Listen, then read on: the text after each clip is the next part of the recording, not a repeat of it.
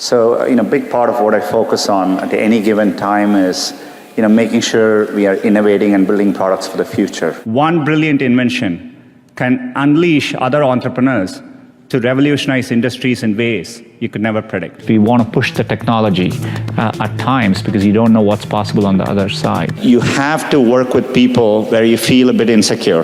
Right? That's essential because that means you're working with people who are better than you. He's an Indian-American business executive. He's the current CEO of Google. He has an estimated net worth of $1 billion. He's Sundar Pichai, and here's my take on his top 10 rules for success. Rule number 7 is my personal favorite, and I'm curious to figure out which one you guys like the best. Also, as you're watching, if he says something that really hits you hard, really means a lot to you, leave it in the comments and put quotes around it so other people can be inspired as well. From our perspective, and I think it's true for in technology in particular, the world keeps changing, as I said earlier. So, big part of what I focus on at any given time is, making sure we are innovating and building products for the future. It's just got to be a normal course of how you think. And so, we are constantly thinking about what to do next. So, Android is very popular. People are using smartphones.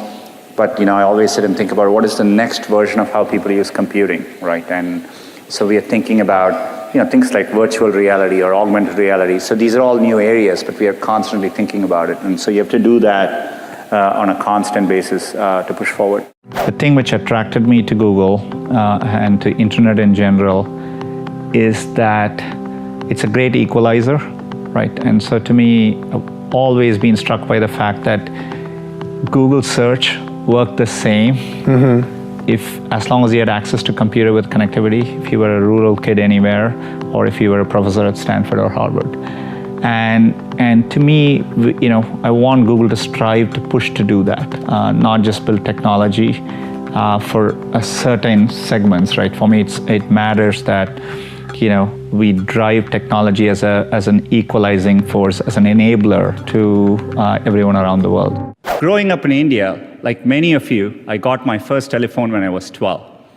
In my case, it turned out to be a rotary phone, so it wasn't that great for selfies, but I still loved to call my friends, play with it, and sometimes take it apart. That telephone cemented my fascination with technology. I remember in my parents' house in Chennai, reading about the invention of the transistor at Bell Labs. Of course, that initial invention helped found what became known as Silicon Valley, and out of that came companies like Fairchild Semiconductor and Intel, and all the computers and software that we all use today. You can draw a direct line from that invention to the technology that powers your Twitter feed or your WeChat messages today. I remember reading about that and thinking, it's the idea that matters. It didn't matter where you come from or what your background is. One revolutionary idea, one brilliant invention can unleash other entrepreneurs to revolutionize industries in ways you could never predict. You will have many opportunities to reinvent yourself, and so so I think it's worthwhile taking risks and trying to do something you're really excited by. And if the first attempt you don't do it, you can try again, and things tend to work out in the long run. In Silicon Valley, part of the reason so many people start up a company is, starting up a company and even having failed, you can wear it like a badge of honor, right? And I think that's important. Culturally, risk is rewarded. I remember when I started working at Google, if I went and people were discussing ideas, the other people who heard the ideas try to build on those ideas. They encourage you. So it's a culture of optimism. It's a culture of risk-taking, and I think that's really important. So, are there any Jedi mind tricks that you're employing that maybe people aren't seeing that you're doing to motivate your employees? For me, it mainly is I've always been very passionate. So I'm a optimist about how technology can make a difference, and so I focus on that, and that way you kind of tend to forget about the other things. The rest is noise, so in some ways.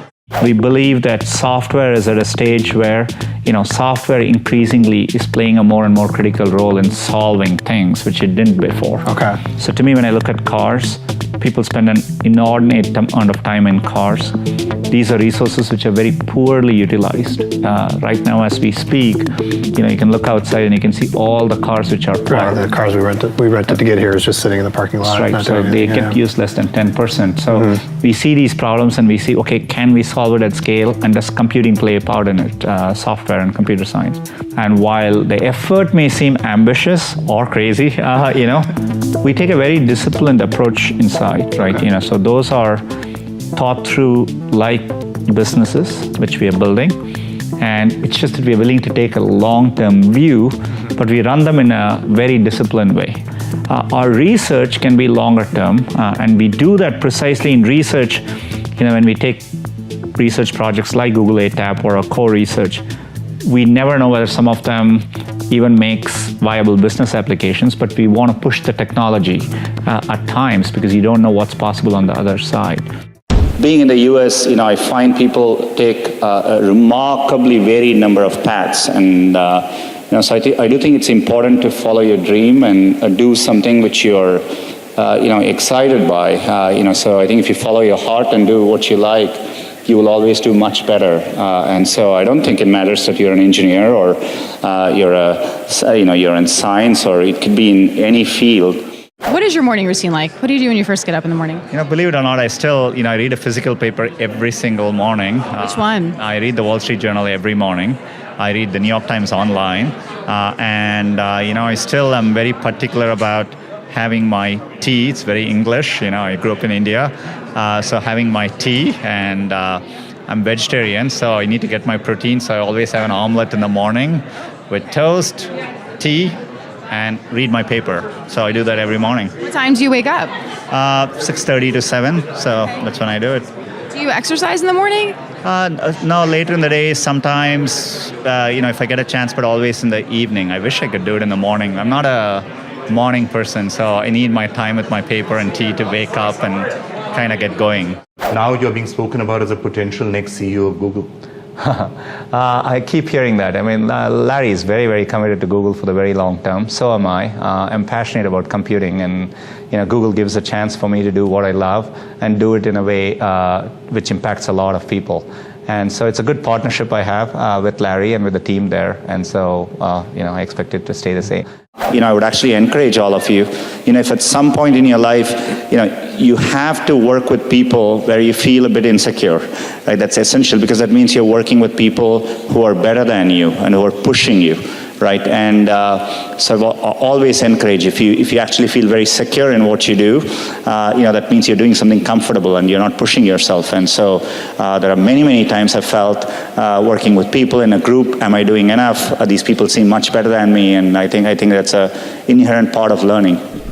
Thank you guys so much for watching. I made this video because Yash Chavan asked me to. So if there's a famous entrepreneur that you want me to profile next, leave it down in the comments below and I'll see what I can do. I'd also love to know which of the top 10 rules had the biggest impact on you and why. Leave in the comments, I'm gonna join in the discussion. Finally, I want to give a quick shout out to Jonathan Chu from choosjoy.com. Jonathan, thank you so much for buying my book. It really means a lot to me. For those of you watching, if you want your chance at a shout out in a future video, make sure to pick up a copy of the book and email in your receipts so we can keep track. Thank you guys so much for watching. Continue to believe, or whatever your one word is, and I'll see you soon.